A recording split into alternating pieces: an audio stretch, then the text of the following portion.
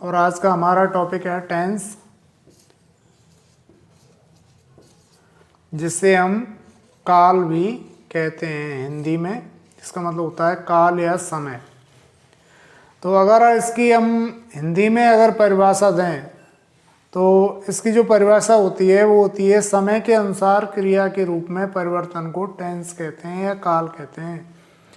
यानी कि हिंदी में ही इसकी परिभाषा है कि समय के अनुसार क्रिया के रूप में परिवर्तन को काल कहते हैं।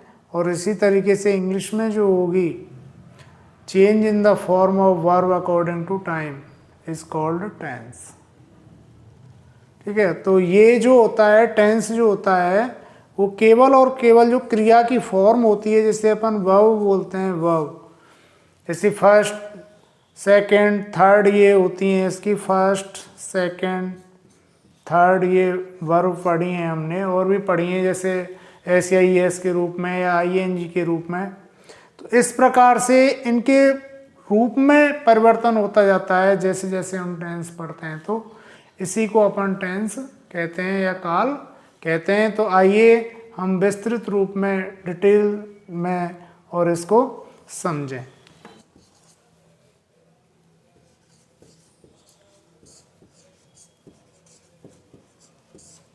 टेंस तीन प्रकार के होते हैं।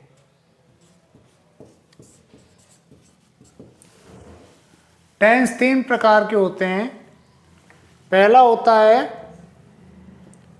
प्रेजेंट, PRESENT, प्रेजेंट टेंस, जिसे वर्तमान काल बोल दिया जाता है हिंदी के अंदर, वर्तमान काल, वर्तमान काल। दूसरा होता है पास्ट, PAST, पास्ट टेंस, जिसे भूतकाल भी बोलते हैं। भूतकाल यानी कि जो घटनाएं पूर्व में घट चुकी हैं उनको हम भूतकाल में शामिल करते हैं। तीसरा होता है फ्यूचर, FUTURE, फ्यूचर टेंस, जिसे हम भविष्य काल कहते हैं। इस भविष्य काल को कई इंग्लिश ग्रामर के जो विद्वान हैं वो विद्वान साथी इसको टेंस नहीं मान करके कॉन्सेप्ट ऑफ टाइम मानते हैं कई बार कि भाई फ्यूचर टेंस नहीं होता, it is just a concept of time. लेकिन यहाँ पर हम इसे टेंस के रूप में पढ़ेंगे। इस प्रकार से टेंस के टेंस जो होते हैं वो तीन प्रकार के होते हैं। पहला प्रेजेंट टेंस, जो वर्तमान समय में जो वर्तमान की बातों को या वर्तमान में घटित घटनाओं को इंगित करता है या दर्शाता है। दूसरा होता है पास्ट टेंस, जो भूतकाल में घटनाएं घट चुकी होती हैं उनको बताता है। इसी तरीके से तीसरा टेंस होता है फ्यूचर टेंस, जो भविष्य की या भविष्य में होने वाली घटनाओं को बताता है। इनके भी प्रत्येक के चार भाग होते हैं, चार भाग होते हैं या चार प्रकार के टेंस की। पहला होता है प्रेजेंट टेंस, दूसरा पास्ट टेंस और तीसरा फ्यूचर टेंस। इस प्रकार से ये टेंस के तीन भाग होते हैं।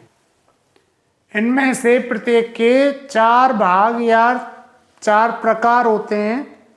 यानी कि हर एक जो टेंस है, चाहे वो प्रेजेंट टेंस हो या पास्ट टेंस हो या फ्यूचर टेंस हो, तो उन सब के इस प्रकार से मिलकर के अलग अलग तो इनमें से प्रत्येक के चार भाग या चार प्रकार होते हैं प्रत्येक के। यानी कि चाहे वो प्रेजेंट टेंस हो या पास्ट टेंस हो या फ्यूचर टेंस हो, उनमें से हर एक के ये चारों टेंस बनेंगे। यानी कि अगर हम बात करें तो प्रेजेंट की, जैसे प्रेजेंट के साथ में प्रेजेंट इंडेफिनिट टेंस या सिंपल टेंस, ये दोनों एक ही बात होती हैं। इसको इंडेफिनिट टेंस बोल देते हैं या सिंपल टेंस बोल देते हैं, एक ही बात होती है।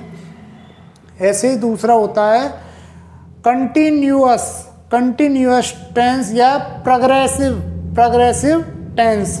ऐसे ही परफेक्ट टेंस और चौथा होता है परफेक्ट कंटिन्यूअस टेंस।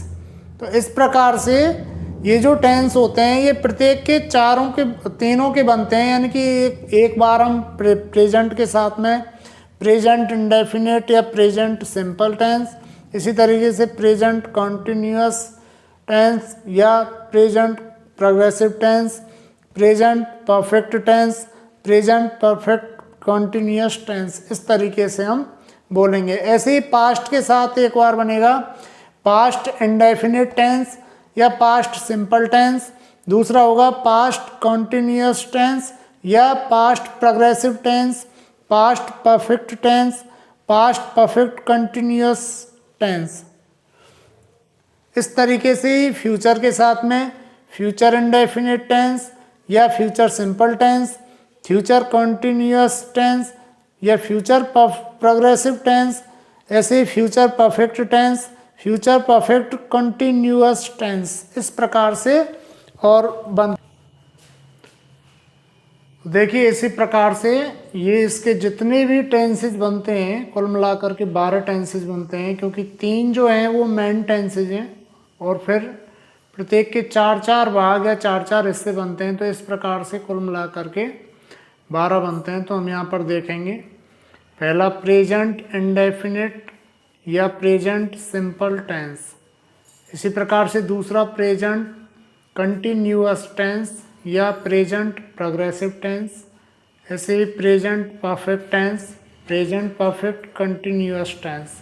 ऐसे ही फिर पास्ट से बनता है पास्ट इंडेफिनिट टेंस या past simple tense, past continuous tense या पास्ट प्रोग्रेसिव टेंस, ऐसे ही past perfect tense, past perfect continuous tense, ऐसे ही फ्यूचर इंडेफिनिट टेंस या फ्यूचर सिंपल टेंस, इसी तरीके से फ्यूचर कॉन्टिन्यूअस टेंस या फिर फ्यूचर प्रोग्रेसिव टेंस, इस प्रकार से ये बनते हैं।